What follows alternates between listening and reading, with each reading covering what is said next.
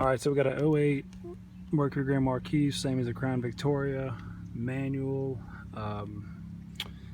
manual control switch as far as the temperature goes, and I've already taken the dash out, sourced the issue. You'll see the clips where I found the somewhat fixed, the help out issue. Potentially you could clip that if you were to rip it out, but I wouldn't go that far, you know. That's a lot of issues you could run into doing that.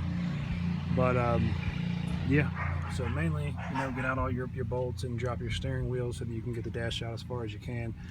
You will need to take out the instrument panel and the whole nine. If you are safe enough, you can drop the steering wheel down low and keep the instrument panel with it. Yeah, it's kind of just use your common sense on this. You know, don't be pinching wires, don't yank on wires, don't do anything. There's only a number of harnesses I actually had to unplug. There's not too much to do here. But in a nutshell, this is not the hardest job in the world. Dealership wants, I think it's 900 bucks to fix this. So yeah, you can do it yourself. It's not a big issue. Promise you that. And the main issue in this is the fact if it's not the switch right there, if it's not what you're grabbing your hand on and turning, if it's not that switch, then it is in fact this right here in your dashboard. I don't know the part number, but there's a box from Ford, and do what you can with that.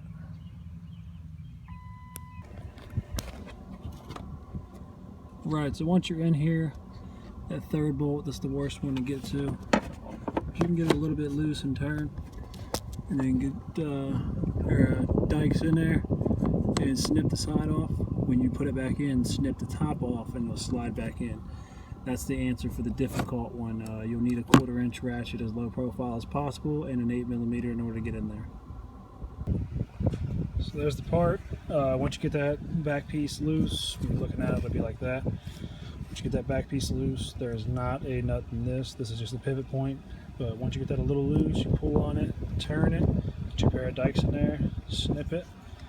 Now when I put this one back in, the new one I got from Ford, I'm going to snip the top off just a little bit.